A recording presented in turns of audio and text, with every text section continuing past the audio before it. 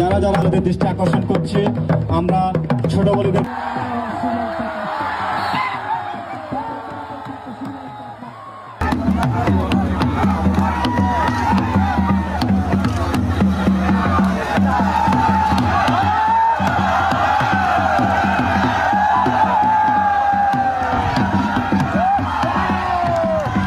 সম্মানিত দর্শক মন্ডলী, আপনারা উপভোগ করছেন সৃজন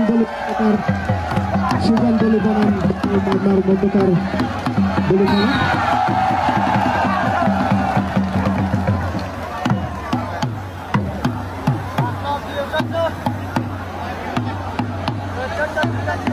তিন দৌড়ার মধ্যে দুইটি দৌড়ার মধ্যে সৃজন চাকমা তিনি বাবু মামাকে তিনি পরাজিত করলেন এবং সৃজন চাকমা